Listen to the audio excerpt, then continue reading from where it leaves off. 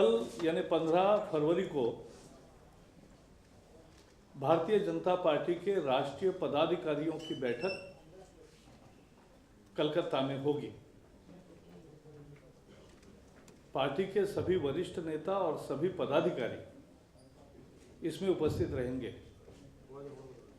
ये एक दिवसीय बैठक इसलिए आयोजित की है कि आज देश में भ्रष्टाचार, महंगाई और काला धन जो विदेशों में जमा किया है लूट लूट के देश को, उसके खिलाफ एक जबरदस्त माहौल भारतीय जनता पार्टी के नेतृत्व में बन गया है और बहुत सारे दल और विभिन्न गैर राजनीतिक शक्तियां भी इसके अभियान में जुट गए हैं। तो एक तरह से एक जन आंदोलन इसके खिलाफ तैयार हो रहा है। भ्रष्टाचार, महंगाई और विदेश में जमा काला धन, इन्हीं 3 विषयों पर हमने बहुत सारे रैलियां की एनडीए ने। अब कल हम ये तय करेंगे कि आने वाले 2-3 महीने संसद का सत्र है बजट का, तो बजट के सेशन में तो हमने पहले ही कहा है कि जेपीसी होनी चाहिए, लेकिन और कैसे मुद्दे, किस तरह से क्या क्या उठाएंगे, कैसे घेरेंगे सरकार को, इसकी भी रणनीति बनाएंगे। क्योंकि हर आए दिन नए खुलासे हो रहे, नए घोटाले सामने आ रहे और उच्चतम न्यायालय तक सारे न्यायालय भी सरकार को कटघरे में खड़े कर रहे ये बंद। तो इसीलिए हम, ये आपका बज रहा है क्या?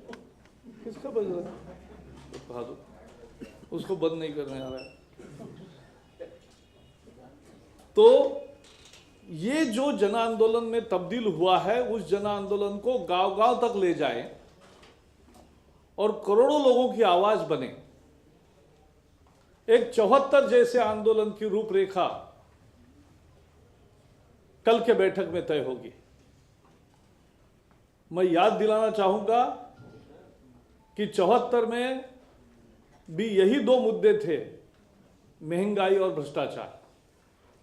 और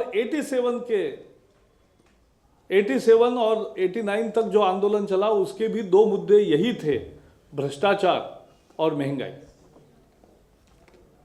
उस समय भी काले धन की चर्चा होती थी, लेकिन अब काले धन एक बहुत बड़ा मुद्दा हो गया है कि देश की जो लूट की है 60 साल कांग्रेसियों ने और तानाशाह और नौकरशाहों ने, उस काले धन को वापस लाए।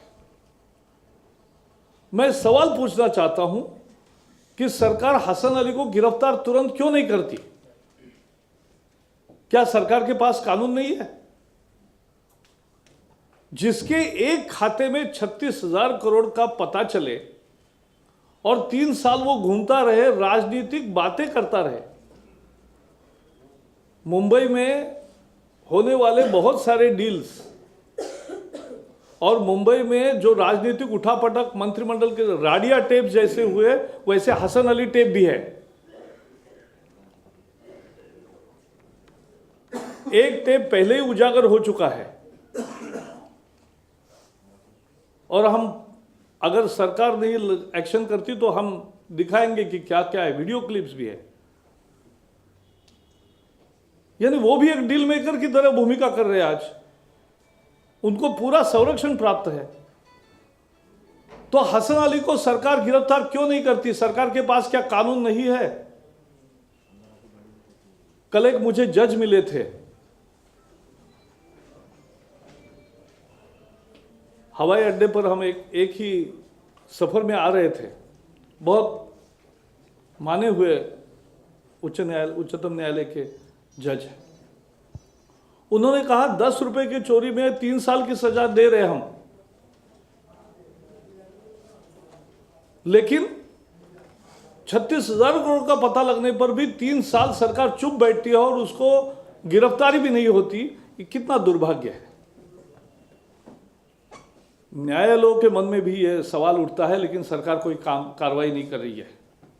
या हसन अली को बचाना चाहते हैं, राडिया टेप जैसे हसन अली के टेप्स भी बाहर आएंगे तो वैसा ही सारा माहौल बनेगा और वो आज भी डील मेकर की भूमिका में है। उच्चतम न्यायालय ने रोक लगाई कि उसको देश के बाहर न दिया जाने जाए, लेकिन सरकार उस पर कोई कार्रवाई नहीं करना चाहती। और इसलिए ऐसे सारे मुद्दे लेकर हम गांव-गांव जाएंगे,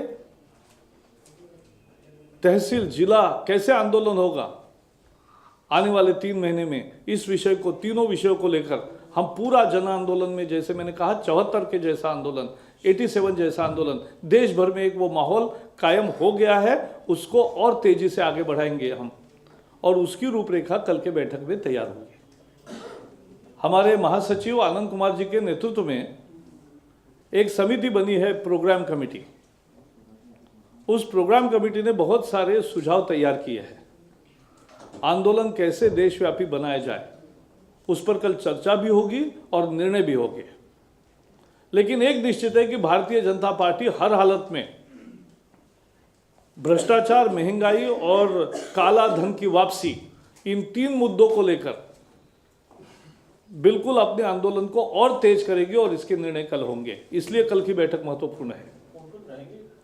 सभी राष्ट्रीय सारे पदाधिकारी, हाँ, अडवाणी जी रहेंगे, सारे हमारे पदाधिकारियों के बैठक में लगभग 50-60-70 लोग हैं। नहीं, चीफ मिनिस्टर्स नहीं आते उसमें, वो बुलाया है। हाँ, वो मैं बता रहा हूँ, आपने पूछा तो कल इसलिए बैठक महत्वपूर्ण है कि उसी के साथ बंगाल की रैली भी है, चुनाव की। वहाँ लगभग चुनाव की सभी रैलियां हो रही, तो बीजेपी भी अपनी रैली करेगी, लोगों के जन समर्थन का प्रदर्शन भी करेंगे, और उसको एड्रेस करने के लिए, और इसीलिए कल के हमारे पदाधिकारियों की बैठक में हमारे राष्ट्रीय पदाधिकारियों के साथ हमेशा मुख्यमंत्री नहीं रहते हैं, लेकिन कल के बैठक की महत्वता ऐसी है कि उसमें सारे मुख्यमंत्री भी रहेंगे और रैली में भी वो संबोधित करेंगे। पार्लियामेंट्री बोर्ड वाले भी तो जा रहे हैं सारे। हाँ, वो जाहिर है, पार्लियामेंट्री बोर्ड सारे होते ही है इसमें, पदाधिकारियों में। सवाल पूछ सकता हूँ? हाँ, पूछोगे तो आप। एक मिनट, दूसरा ये हो गया मेरा, और दूसरा है एक मेरे साथ बैठे हैं श्रीराम वेदिरे, यह हमारे वाटर मैनेजमेंट सेल के कन्वीनर है। ये खुद एक बहुत नामी इंजीनियर है, वाटर के रिसोर्सेज पर बहुत अच्छा अध्ययन किया है, खासकर गोदावरी कृष्णा रिवर बेसिन पर उनकी किताब भी बहुत अच्छी आई है। और इनकी तरफ से ये पहली पार्टी है कि जिसने पानी की समस्या का महत्व ध्यान में रखते हुए पानी पर भी एक अलग से प्रकोष्ठ तैयार किया है, और इस प्रकोष्ठ के माध्यम से आने वाले 18 और 19 फरवरी को दिल्ली में कॉन्स्टिट्यूशन क्लब में 2 दिवसीय राष्ट्रीय एक कार्यशाला का आयोजन किया है, जिसमें सुरेश प्रभु जो हमारे समय उस विभाग को यानी रिवर लिंकिंग को देखते थे, फिर टी हनुमंत राव है, इस विषय के बहुत नामी विशेषज्ञ है, यूएन के कंसल्टेंट रहे हैं, आंध्र के पहले भूतपूर्व इंजीनियर रहे हैं, राजेंद्र सिंह जो मैगसेस अवार्ड विनर है वो भी रहेंगे, और सुरेश खानापुरकर है, और बाकी बहुत सारे विशेषज्ञ आ रहे हैं। हमारे देश भर में जो इस विषय में रुचि रखने वाले कार्यकर्ता है वो भी रहेंगे। राष्ट्रीय अध्यक्ष नितिन गडकरी जी उसका उद्घाटन करेंगे। इसके बारे में जो प्रेस विज्ञप्ति है वो आपको अलग से दे रहे हैं, और उसके साथ साथ बाद में जिनको इनसे और अधिक जानकारी प्राप्त करनी है वो कर सकते हैं। So this all from my side, if you have any question.